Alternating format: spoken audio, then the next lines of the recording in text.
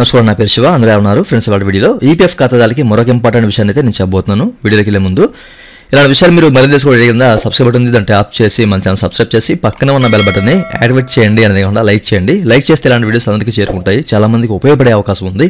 So please like.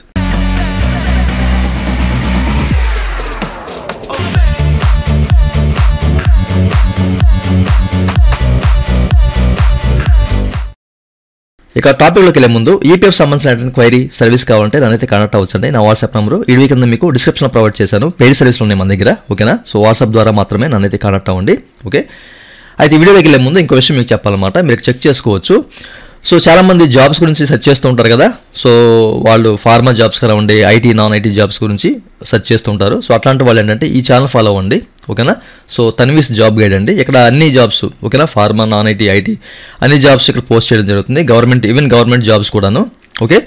So ఎవరైనా job కోసం search చేసేవాళ్ళు, లేకపోతే ఇంకా వేరే జాబ్స్ కోసం సెర్చ్ చేస్తున్న వాళ్ళు కానివ్వండి, అట్లాంటి వాళ్ళు ఈ ఛానల్ అయితే మీరు ఫాలో అవ్వచ్చు, ఓకే. ఇక్కడ చాలా కంటెంట్ అయితే ఉంటుంది.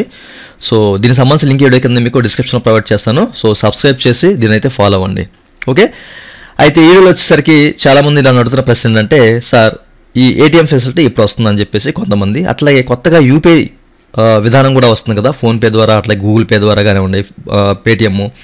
సో ఇట్లా వాటి ద్వారా కూడా అమౌంట్ తీసుకోవచ్చు అంట కదా. సో ఏంటి నిజమేనా అని చెప్పేసి నన్ను చాలామంది కామెంట్లు అడిగారండి. అట్లాగే వాట్సాప్ ద్వారా కూడా నన్ను అడుగుతున్నారు, ఓకేనా, నన్ను కాంటాక్ట్ అడుగుతున్నారు. ఇదేంటి నిజంగానే ఈపీఎఫ్ అనే వాళ్ళు అఫీషియల్గా అనౌన్స్మెంట్ చేశారా అని చెప్పేసి, ఓకే. అయితే మీరు ఇక్కడ చెక్ చేసుకోవచ్చు, ఓకేనా. ఈ మధ్య న్యూస్ల్లో, ఓకేనా, చిన్న చిన్న ఆర్టికల్స్లో ఏంటంటే ఈ విషయాన్ని అయితే క్లియర్గా మనకి, ఓకే, యూపీఐ ద్వారా త్వరలో తీసుకోబోతున్నారు అని చెప్పేసి మనకి అక్కడ క్లియర్గా అయితే మెన్షన్ చేశారన్నమాట, ఓకే. సో దీని గురించి చర్చలు జరుగుతాయి అని చెప్పేసి, ఓకేనా.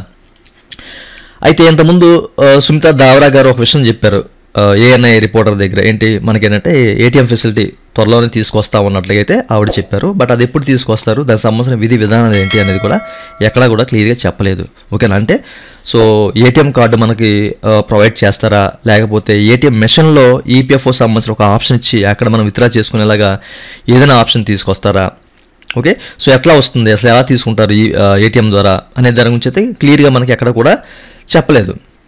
దానికి సంబంధించిన విధి విధానాలు అసలు లేవు, ఓకే. అయితే ఈ మధ్య ఏంటంటే యూపీఐ ద్వారా అమౌంట్ విత్డ్రా చేసుకునే అవకాశం ఈపీఎఫ్ఓ కల్పిస్తుందని ఇంకొక వార్త అయితే వచ్చిందనమాట, ఓకేనా.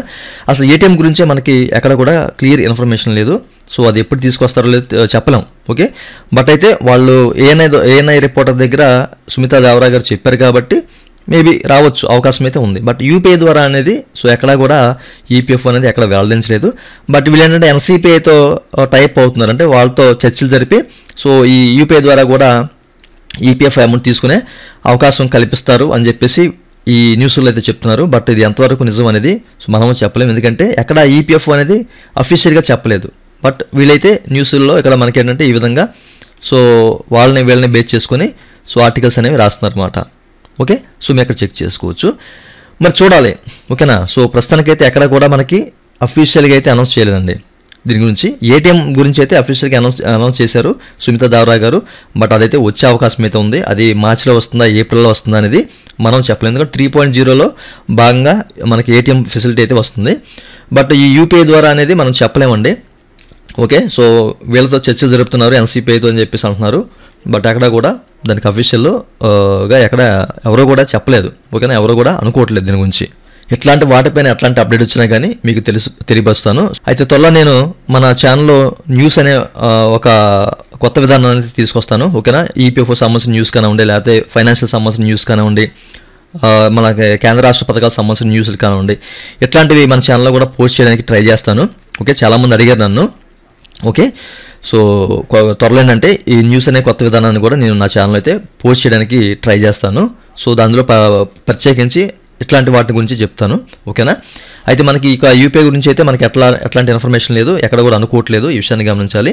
వస్తే కనుక ఇన్ కేసు ఆఫీస్గా అనౌన్స్ చేస్తేనే నేను మీకు క్లియర్గా దాని గురించి చెప్తాను, ఓకేనా. సో ఎవరు కూడా కంగారు పడవద్దు, ఏటీఎం ఫెసిలిటీ అయితే వస్తుంది. ఇదండి వాటి వీడియో. ఈ వీడియో మీకు నచ్చినట్లయితే వీడియో కింద లైక్ బటన్ ఉంది, లైక్ చేసి మన సపోర్ట్ చేయండి. అలాగే ఇలాంటి విషయాలు మీరు మళ్ళీ తెలుసుకోవడం వీడియో కింద సబ్స్క్రైబ్ బటన్ ఉంది, దాన్ని ట్యాప్ చేసి మన సబ్స్క్రైబ్ చేసి పక్కన ఉన్న బటన్ అడుగుతుంది. Thank you for watching and జై హింద్.